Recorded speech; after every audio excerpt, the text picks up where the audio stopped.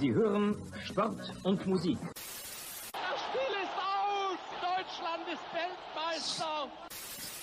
Mario Götze! Mario Götze! Tonight, whether you call it football, or soccer, a German American and a German in America dare to call it Fußball. German Fußball from an American point of view.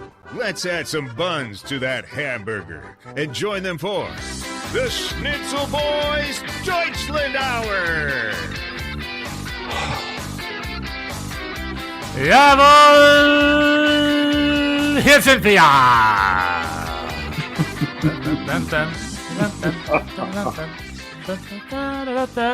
Sorry, a little bit of a delay, a little technical back and forth, but we figured out, because we are all about quality here at the Schnitzel Boys, and we want quality product. So we're offering a quality product here on the day of the eclipse. Bjorn, you just came back from the eclipse. Yep. You were in full totality. Can report from the full totality. Here in LA, it was 40%, so we didn't get much of it, really. But Vermont, up close and personal. Tell us everything. How was it? It lasted. We went far enough north. It lasted 3 minutes, the whole thing. It wasn't quite as dramatic as it was. Deutschland Hour. Whoop. Oh, Sorry. hello. I always forget. I need to fix that in that recording. There's like a 2-minute silence at the end. Chuck Fresh, our announcer, just goes Deutschland Hour. Okay, so right. You know where we're here. We're at the Deutschland Hour.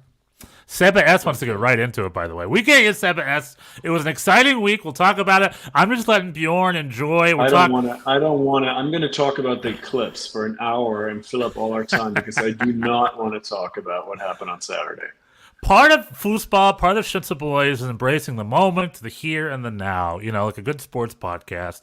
If you listen to one a year ago, there's really not much to it. You have to listen to the here and now, and here and now is about a lot of things. Big weekend for Mainz, big weekend from Köln, big weekend for Bjorn. Off the field, that there was an eclipse, right? We're all talking eclipse. I put eclipse in the title because I'm a genius. So it's like, what happened? Well, we'll talk about that. That happened? I don't know. That definitely happened. You know what happened. You know what happened. But anyway, we're at the eclipse. Sorry, we interrupted the eclipse story. Yeah, I mean, there's not that much to say about it, honestly. Well, how about this? It lasted 3 minutes. The moon goes in front of the moon. This is what happens. The moon goes in front of the sun and blocks it, basically, despite a little ring. You need glasses to see this. Once the eclipse is total, you no longer see anything through the glasses. So you then have to look at it without the glasses. And it's quite impressive. It's a ring of sun around the moon. It's a silhouette, but it's far away. It's small. It doesn't get dark like nighttime dark. It just gets pretty dark. Right. But the 3 minutes, right? And then you stand in traffic for 5 hours trying to get home because everybody's leaving at the same time. I don't care about the 5 hours of traffic. I care about the 3 minutes it takes for the moon to block the sun. Do you know why, Bjorn? No, that's the time that it takes the moon that the moon blocks the sun completely. Why? That's also almost the exact time it takes for Bochum to blow a 1-goal lead. About 3 minutes. Oh, very nice. Oh, that's a nice transition. That's funny. Yeah. Very good analogy. Yeah. So it was 1-0, right? And then it was 1-1 against FC Köln, FC. Hans Wohl, we got a couple of our. I literally thought, and I guess whatever jinxing powers I have, I take responsibility for. I literally thought when they got that corner, I was like, oh, this time the equalizer is not going to come in stoppage time. It's going to come right before stoppage time for a change. And it did. The 1-1 happened like literally 4 seconds before the end of regulation. And then gave up another one. Coach Thomas Letsch got fired. And, whoa, really? Oh, I missed that. Oh yeah, it's I the don't know what coach's that's. fault. I don't know what the. I don't know what the thinking is there. He just got an extension, and there's like 6 games left. Like, what's going to happen? What's going to happen now? Look, It's look at this, by the way. I Google it. The first thing comes up is the San Francisco Chronicle. Bochum coach fired despite. Oh, the times we live in. Where when I Google Bochum coaching news, the San Francisco Chronicles, it's like, we got you. San Francisco Chronicle will give you the news. has Isn't that nice? has knows about Bochum. That's nice. That wasn't the case a while ago. Yeah, it wasn't. Bochum's head coach Thomas Lech enters the stadium prior to the Bundesliga match between Bochum and Darmstadt. Yeah, he is let go. Oh, I didn't see that part. That's crazy. Mm-hmm. David Riccio, you're probably happy with your... I always forget. Is David Riccio Cologne or Mainz? That's Goat He happy. seems- That looks like the Cologne. to me. goat. It's got to be Köln. Yeah. I think we got Cologne in there. No, Zelas is Mainz. David. Yeah, but David wasn't David and Hans Wolf are David and Cologne? Hans are Köln brothers, no? I thought Or we had maybe another David Mainz is just fan. maybe David's just jumping on the bandwagon of beating me when I'm down. Well, anywho, yeah, 100%. Well, anywho, so Thomas Lech was let go. Who was that? Help me out. Who was your last coach that was fired and went to Schalke? What was the name again? Thomas Reis. Thomas Reis. He's available. Is it time for Thomas Reis to come back, maybe? Or No. But the bigger issue, is it the coach? I mean, is it really the coach? I mean, what's going on here? They have the as someone who was a New York Red Bulls fan under Jesse Marsh, we had this thing where we were always up 2-0 by the 80th minute, and every game ended in a 2-2 draw. We only had 80 minutes of energy, and the last 10 minutes was our kiss of death because we were just cooked or something. It's looking like Bochum's having a stoppage time problem. Yeah, I think we've talked about this previously. I think I have to do the count again, but I think we've given up 12 points this season in stoppage time. If there was no stoppage time, we would have 12 points more, and we would be instead of being in 15th place, we would be in 7th place. So It's pretty cool. No, it's not. It's the opposite. I mean, it would have been pretty cool. Hypothetically, what that means is there is like a slight adjustment there. It's a mentality thing, right? Or maybe it's the physio thing. Maybe they're not calibrating the right amount of effort for the full 95 minutes. I mean, we were not very. There's one explanation. It's that the team is not very good, and very analytical. And we definitely were not that good in this entire game. We were definitely pretty fortunate to be up for as long as we were. So there's that. But like, it's still kind of. I don't even have a lot of analysis. I was just after the game. I was like, we should just voluntarily forfeit the league. It's like, we're hoping to survive just for another year of more of this nonsense. Now there's going to be another coach. We have one guy who's good in our midfield who was already, like during the game, they were saying how he's now talking to Union Berlin. And also there's going to be all the decent players are going to leave. We're going to get another coach. And then even if we survive this by some miracle, even though now it seems quite... it went in these 5 minutes, it went from basically safe for the rest of the year to very much in danger. So I don't have any explanations. I'm just over it. That's how I feel right now. Well, the margins are very thin. There was a clue to what you said. VfL Bochum just needs one win soon. I'm not saying they're going to get it, but in this Liga, this league of show, the Bundesliga, like we saw with Heidenheim, you can't predict scores. I mean, VfL Bochum, they're going to play frickin' Bayer Leverkusen next week, and that's where they're going to get their 3 points maybe. Why not? The Bundesliga can offer that. So right now it's very... If you looked at our schedule before the season, and you would look at this stretch of 6 games, and you would say, oh, the only game you're going to win is against Bayern. Like, you could have made a lot of money if you knew that ahead of time.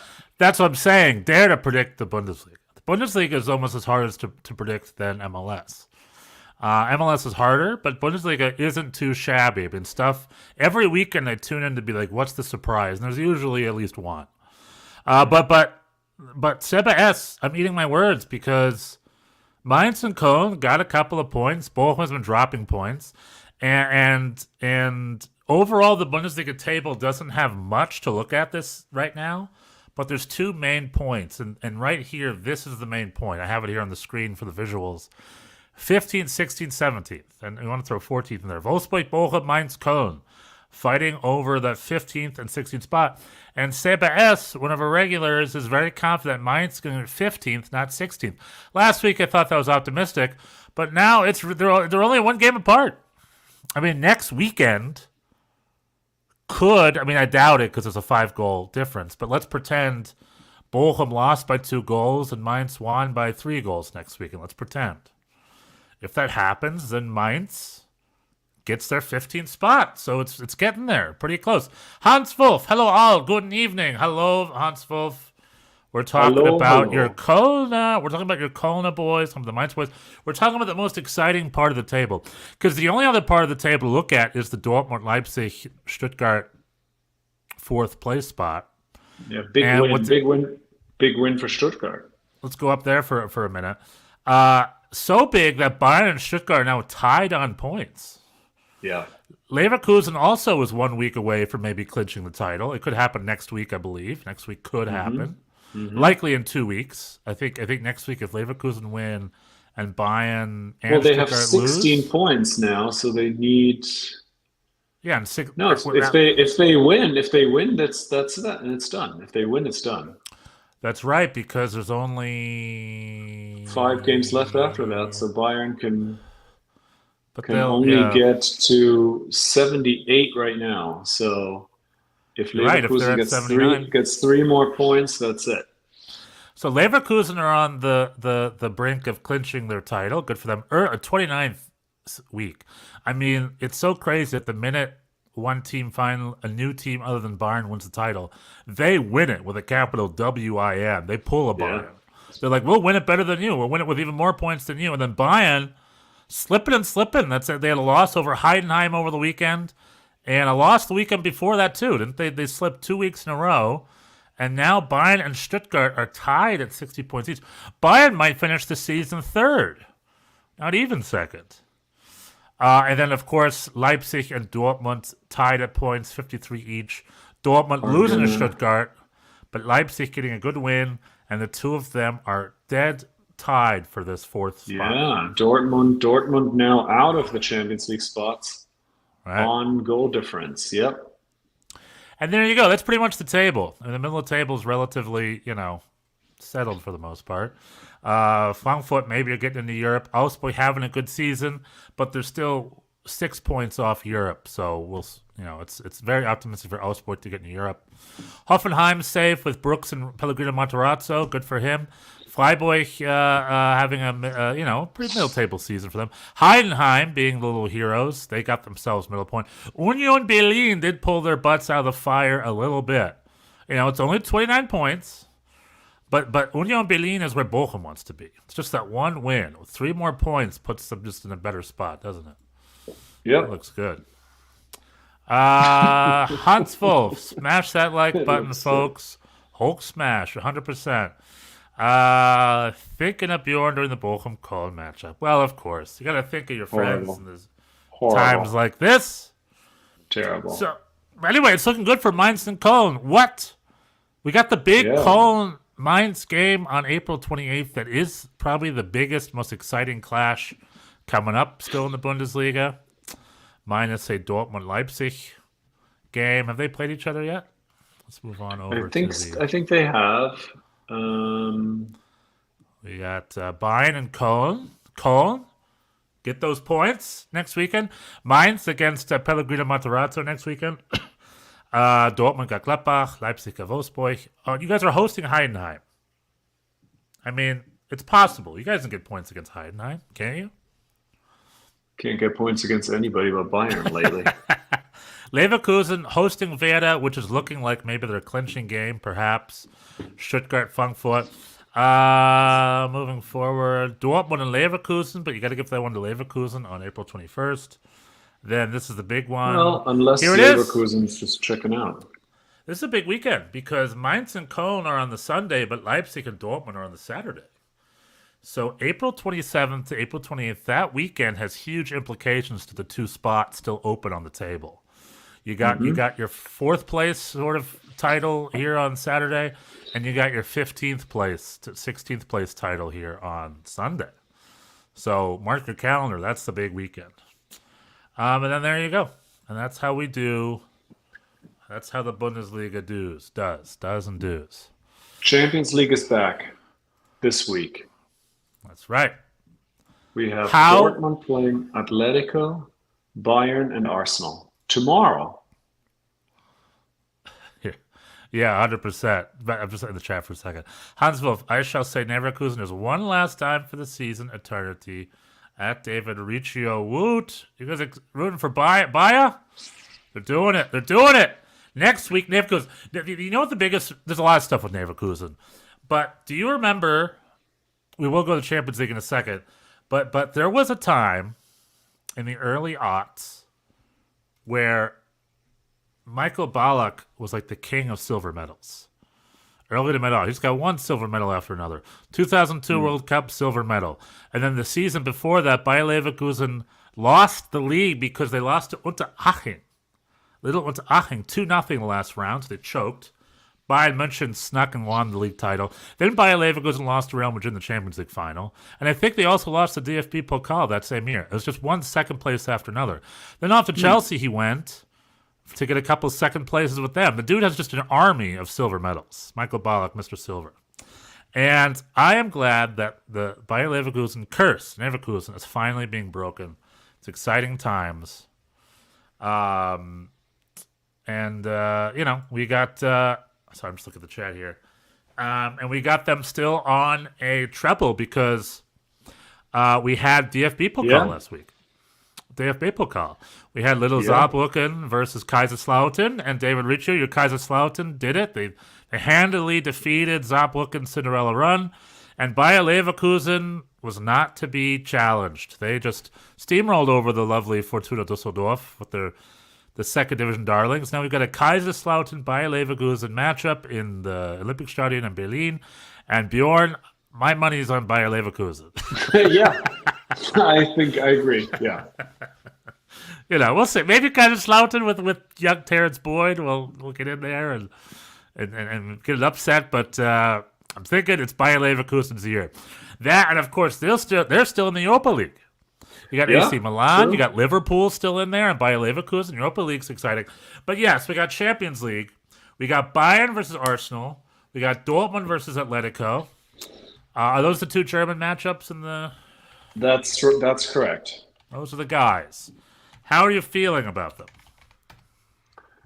I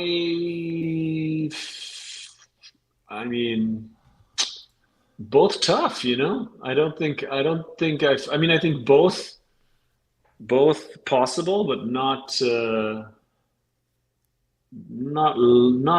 super confident about either of them.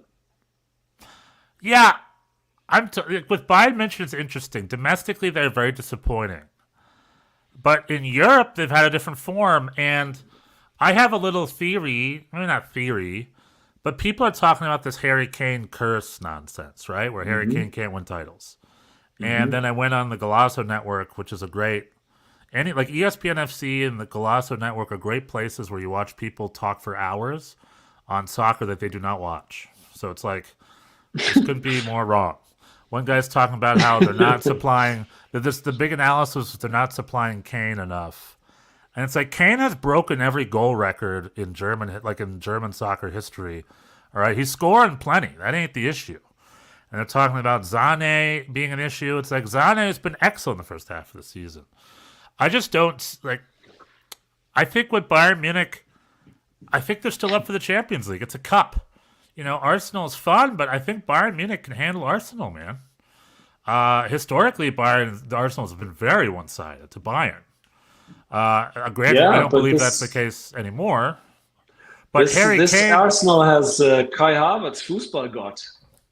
Yeah, but Bayern München has Harry Kane Fußballgott. You know, Harry Kane hates one club in the world, being a Tottenham superfan. You know what that club is, Bjorn? He does not. Yeah, it's Arsenal, but he does not have doesn't have a great record against them. Well, but now he's coming at them with Bayern. Coming at them with Tottenham's one thing. Coming at them with Bayern is another thing. And, you know, and just because you're slouching in the domestic cup, maybe they're putting all their eggs in the Champions League basket. It's the only title they can win.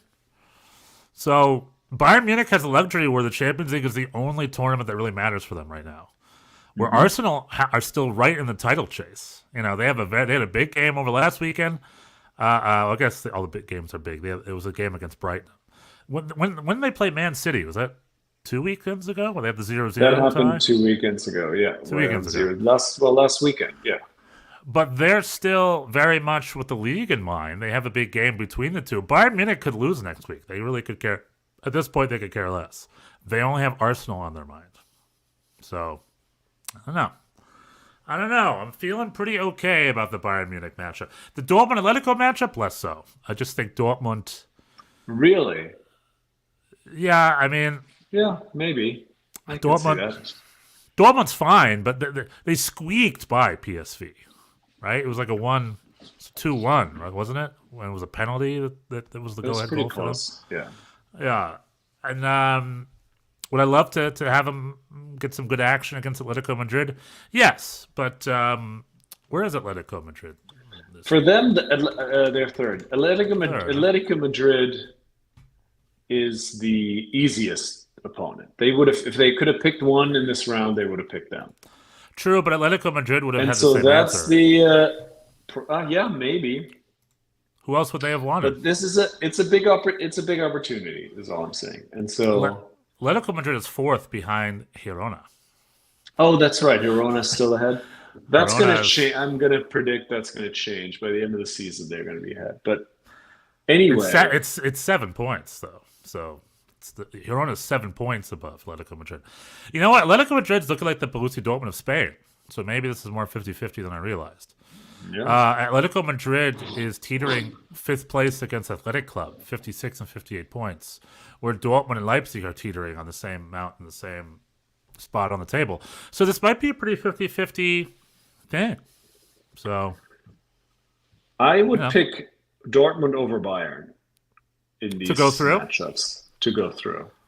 Yeah. I would put more money on that than I would put on Bayern. I think I am hoping on more what ifs. I was leading on the what ifs pretty hard with that Bayern-Arsenal matchup. The paperwork suggests that Arsenal's going to win, right? Where with Borussia Dortmund Atletico, the paperwork suggests that it's very 50-50. So, yeah. I mean, this is when really quarterfinals is when the Champions League becomes must watch entertainment. These games are always strong. These matchups are irresistible. So it's going to be good. And I don't have a huge dog in the fight. I mean, I guess I do find myself rooting for the German teams, of course, but I'm not going to be as upset as I was Saturday. I'm still not over it. Yeah. Here's a question for you. The other follow-up is Bayer Leverkusen are going to play West Ham on Thursday. That'll be a fun matchup. Mm-hmm. West Ham handily beating, was it Freiburg or Frankfurt in the last round? Freiburg in the second leg. In the first leg, Freiburg got a win, so they were feeling good. But then they got creamed on the reverse. Yeah, it's quite the blowout for David Moyes and his boys, the David Moyes boys. What would you be happier with? Moyes don't cry. What would be happier for you, Bjorn, as a German? Kai Havertz scores like a super hat trick with Arsenal and just destroys Bayern München, or Bayern München destroys Arsenal with a Harry Kane hat trick? What's the better outcome as a German supporter? I mean, I guess if you put it like that, I am happy to see. I think maybe Kai Havertz is more important to us as a Euro for the upcoming Euros if he's going to be. But Harry Kane was if he's going to somehow turn into a Torjäger, a Knipser, That would be good. Yeah, I'm happy to see. Kai Havertz has surprised me this season. I thought watching him in preseason, I thought he was not a good fit for that team. I did not see him succeeding, and he has been quite good for them. Arteta has also, for whatever reason, really decided to give him every opportunity. He was very patient, and now he's being rewarded. He had 2 assists this weekend, and he's been quite good, and I'm happy to see that. That's not going to make me root for Arsenal, really, but I am happy when Kai Havertz is successful. Yeah, he's doing better than Timo Werner is at Tottenham Hotspur. Timo Werner is also doing better than I thought he would at Spurs as well. Actually, he started off hot, but I mean he's got 2 goals in 11 games. I think he's cooled down. Is that what it is? No, he just got one. He just got one. Not this weekend, but the previous game, I think. Oh, maybe I'm not following super hard, but it just says the goals here early March. But anywho, Kai Havertz was not fit in that first half of the season. He worked his butt off and became a key part. So yeah. Good on Kai Havertz really working his butt off and plugging in that team. And that team is, I think, second place. I mean, they're right behind Liverpool, right? Now, I'm still rooting for... No, they're in first place now. Oh, really? Above Liverpool? Yeah, Liverpool dropped some points yesterday. Overall, I'm still rooting for Klopp and Liverpool to end the season as champions. But if Kai Havertz and Arsenal do it, hey, it's a perfect consolation for me. As long as some German wins in England, that's what we need. That's what we need. Yes. Man City has the easiest schedule, so I don't know. You can't count them out either if they're in there. Are there any Germans in Man City anymore since Gundogan left? Gundogan's gone. Nope. I think. Well, I mean, Pep Guardiola has some history and Bayern history. I don't know. That doesn't count. Yeah. Well, there you go. So. The league is winding down. Well, the league's winding down. We got a Champions League spot. We got a fun relegation race, and we still got clubs and cups and Europe titles. There's nothing fun about the relegation race. I disagree. Okay, Bjorn, would you like the Bundesliga to eliminate promotion and relegation? Does that be MLS style or both? And grandfather yeah, Bochum's just last place every year, but they hang out at the party and they're just there every year. The best business decision the Bundesliga ever made was to eliminate promotion and relegation. Keep Bochum in forever. Yeah, and keep Schalke out forever. Yeah, yes. I guess you would be. Yeah, I'm in favor of this. Yes, good idea. So I realized I just came out of spring break from school. I still have a bunch of crap and work to do, but I realized there's so much homework. Did you go to the beach? Did you take your phone to the beach? No, I didn't take anything to the beach. I should have gone to the beach. Why did I not go to the beach? I just got to remember myself. I got to remember I live near the beach. Anyway, I have to watch 2 German movies tonight. Long ones. Okay. One for a private project. And I just watched 30 minutes of it before I came here. The movie I have to watch is a little fun post-German soccer quiz for you. The movie that I have decided to watch features a soccer player from the 1974 German World Cup winning team. Okay. Paul Breitner? Yes. Okay, quiz. This was a quick quiz for you. Paul Breitner's in this movie. Do you know what the movie's called? Oh, is it a Western? Yeah. What's it called? It has 4 titles. Yeah. It has 4 titles that I found. I'll take any of them. I know exactly what you're talking about, but I'll take any of them. I don't know that I could come up with that. But I know exactly what you're talking about. It stars an actor who won Best Actor at Cannes. He was a big German star in the 60s. Do you remember? I figure you know who he is. Hardy? Eberhard. Oh, Hardy Fritsch. Nah, his name's Hardy Kruger is his name. Hardy Kruger, that's what I meant. Right. Hardy Kruger is featuring Paul Breitner. Now, I did this because I heard about this movie back when I was studying Paul Breitner or whatever. It has 4 titles. The German title is Potato Fritz. Oh, really? You ever heard that one? I don't think that. Never. The American title is called Montana Trap. I found it on YouTube, and on YouTube it was called Der Toten und der Zweifel, I think. The Dead and the Devil, or something like that. And then I Googled it again. There's a fourth title it's also known as. It has 4 titles. It's one of those movies that they filmed and they just sold it wherever they could. The video distributors got their hands on it. Different theaters got their hands on it. I have pictures of it in my head. I couldn't have recalled any of those names. But get this. So I found a copy of it on YouTube. Again, I had 2 titles of it. It was under a different title. And the very first clip of the YouTube is Hardy Kruger Best Winner for Your Consideration Cannes Film Festival. So the thing I found on YouTube was a work print they submitted to Cannes, the Cannes Film Festival. Oh, wow. So it's like an early print. And it's so one of those things. You're really digging into this. You're not. This is not just a casual. This is not just a casual watch. No, and I'm also pulling stuff out of my butt because I have to do a presentation, and I'm gonna spill out to the wider world of German culture. Because I don't know about you, but when I was a kid, I used to go to Karl-May-Fest every year, and it was a big deal. Oh, don't get me started on that. Okay, yeah. Well, I was going to say we went to Winnetou, and we watch Winnetou every year. And who here in the chat knows who Winnetou is? Just a little German culture quiz for you guys. Winnetou, king of the Apache, right? Something like that.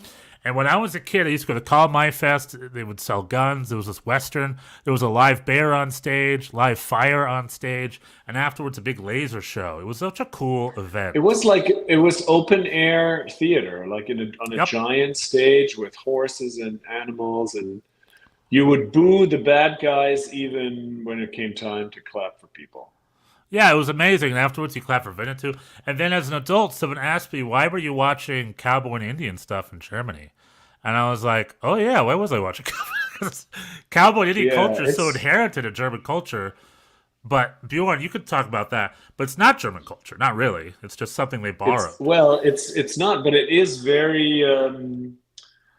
it is a big part. And it is, I guess, it's not historically accurate. Like a lot of this, and this is a German author. There was a whole series of, this was a big part of my childhood too. A series of movies, and also went to the live shows a couple times. And and there's even, there's adults who do this kind of thing. They go on these conventions and they sit in their teepees and they get dressed up and, yeah, I don't know. This definitely does not jive with our current sensibilities about cultural appropriation it's blackface adjacent, really. I have to admit that I, later in my young acting career, would do a very similar show, and I had to play a Native American, and I had to paint my face head to toe in red makeup. Yeah. It's photo of that surfaces I got canceled. Yeah, that's what people did, and probably still do in certain. In defense of Potato Fritz, though, at the very beginning of the movie, this is not part of this universe, though. It's a different. No, it's just German westerns. I'm just doing a general connection because I want to ask you a question in a second. But in defense of Potato Fritz or Montana Trap or whatever the heck, which the Toten Teufel.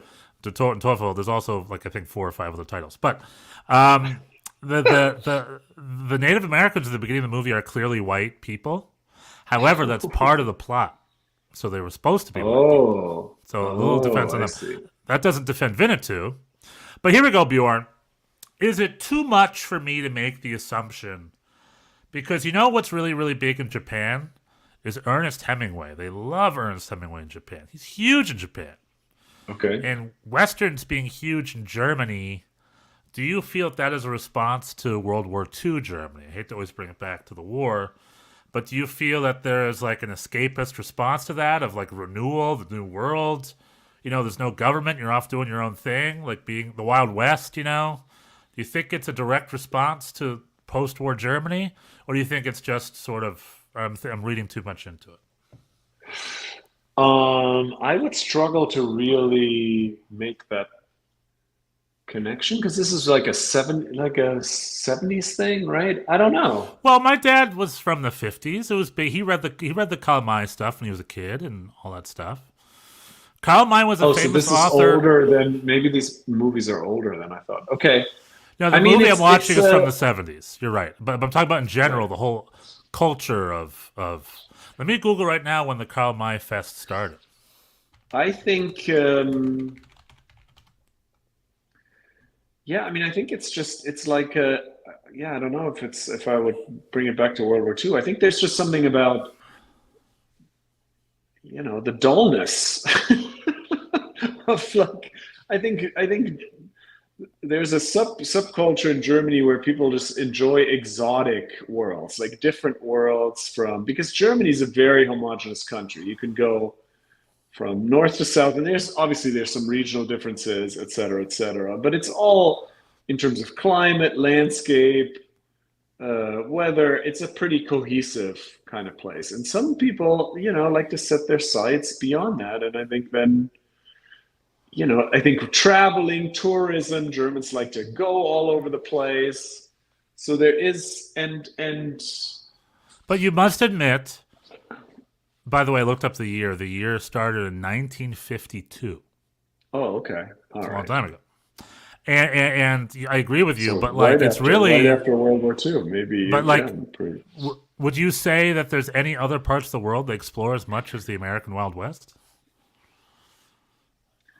Oh, Germans? Well, yeah, the Canary Islands of Spain. Yeah, I mean, like, Yeah, sure.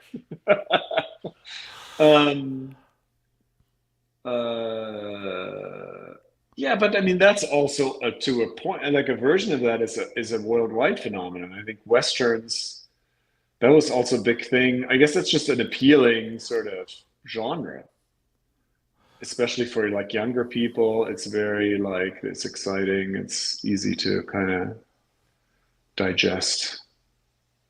I don't. True. I'm sorry. I don't have a good answer. No, Great I need to question. hear this from you because I could draw my own conclusions, but also maybe I'm whistling Dixie here. I don't know. So, but what is But your what exact? I mean, of course, obviously, people are looking for fun, and they're probably looking for an escape in Right. post World War II. I think that's for sure true. My abstract is that the obsession with the Wild West from Germany, it wasn't just Germans, obviously it was a big European thing. Mainly because they filmed it was the spaghetti westerns, right? The Italians made them all. It was filmed in Spain. They had actors from all three countries, and they did this weird thing where they had to record you in your native dialogue and then repost it all. But I mean, the Brits weren't super involved in that. That was more, they were isolationists. That was more of a continental thing. Maybe I'm just talking out of school with that. No, But, I think that's true. My thing is the escapism of the Wild West. I watched Sissy last week. Sissy's a Heimat film, and Sissy's about Sissy's about the Empress of Austria marrying Franz Josef, and she was like a tomboy. And the whole movie was about bright colors and out in the country with her beautiful old. There's no guns, there's no soldiers around, and it's about locality. It's not about a national identity. It's about a local identity, And that was very much a rebound from right after the war to be like, remember the 1800s? Let's remember the 1800s. Like trying to like forget about essentially the whole first half of the 1900s. Sure, that for sure. And the Wild just West, really reclaiming the good parts of German culture, right? German culture, right? Or like the warmness of it. And I think Wild West, a lot of ways where it's like, look at this, the Germans were there. It's just you can do whatever you want. Build a teepee. They're fun. They're exotic. Build a house. It's like there's no laws. It's just a fun, simple time out in the Wild West, a time of renewal to human norms. A different frontier. Yeah, I don't know. Right. Maybe. I mean, yeah, it's also it's not just in Germany. Like in Italy, they make entire movies there. Like so, it's not a. I mean, I would file this under like Germans are into weird stuff sometimes. Like, why is David Hasselhoff's musical career so big in Germany? Like, there's no. Don't can't smear really. that. Don't smear his name. You can speculate, but you can't really explain it. Yeah, don't smear the Hoff's name in my presence. Okay, Why you're a fan of his music? I'm a huge fan of his music. I've never heard one of his songs. What's your favorite album? My favorite album is "Hey There, It's Baywatch Time." I'm filming Baywatch. It's a Baywatch time. Now do you remember that commercial he did before I think it was the 2014 or the 2018 World Cup? He did this fun commercial where he was rooting for the Germans. So like, who are you rooting for? He's like, who do you think? Deutschland or whatever. In his living room. right. Yeah. Let's go. Respect to the Hoff. What do you love about the Hoff? Oh, just, his confidence. I don't know. I love the fact that he's big. I love the fact that he's an obscure TV star. I just love how German culture loves American culture of the 70s and 80s. I remember when David Hasselhoff and Harrison Ford were both guests on this German Saturday Night Variety show. And it was like Harrison Ford came out and there was applied applause and he was interviewed. And then David Hasselhoff came and the place just went completely berserk. And there was a cutaway to Harrison Ford, and he looked like, "What happened? Am I in a parallel universe? What is going on?" He was 100% a parallel universe. Harrison Ford, him and Samuel L. Jackson keep beating each other for the highest-grossing Hollywood actor of all time. Like they've made billions of dollars. But in Germany, nobody cares in Germany. In Germany, they would rather hear David Hasselhoff sing. It's Knight Rider territory in Germany. They would prefer to have David Hasselhoff sing over watching Harrison Ford act. I would much rather watch a Bayern München game and it cuts to David Hasselhoff all over and over again as opposed to Uli Hoeneß over and over again. So I guess the last topic of German football, because I want to bring it back, is the big Bayern coach talk, right? There's a list. Roberto De Zerbi's pretty high up there. Ralf Rangnick is high up there. I'm bringing back Julian Nagelsmann seems to be a thing. What? I don't know. Yeah, you didn't hear that? That's a very real possibility. After the Euros. Insane. I mean, although someone on a different podcast brought this up, and I think it's the most sane answer. He might be a little raw, but I think outside of Xabi Alonso, a very good candidate to be coach would be Sebastian Hoeneß, the Stuttgart coach. Oh. Literally Hoeneß's nephew. Nepotism supreme. Nepotism. I mean, yeah, it's gang und gäbe, as we say in German. That's par for the course. But he needs a little more time in Stuttgart. I think he's a little raw right now. That would be my one thing.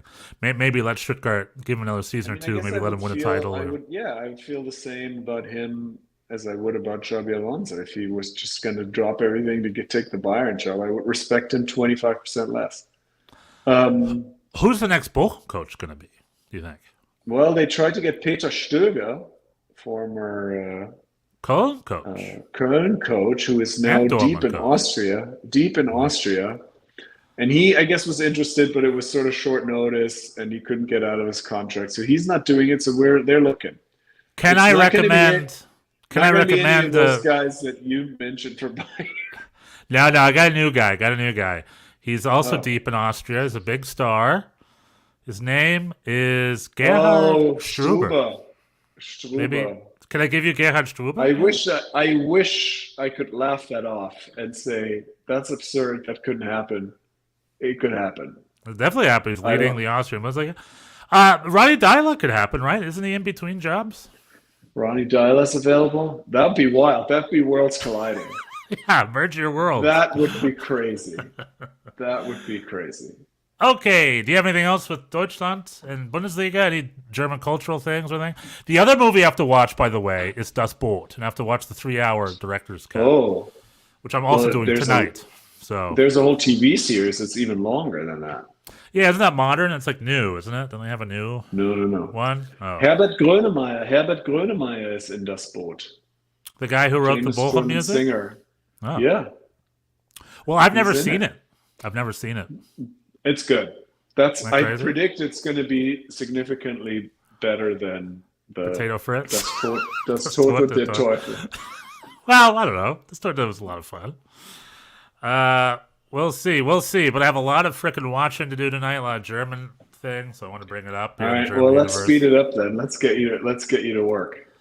All right. But first things first, we got to hop into the U.S. culture a little bit. There's been some proud moments. Where my life is only marginally better in MLS.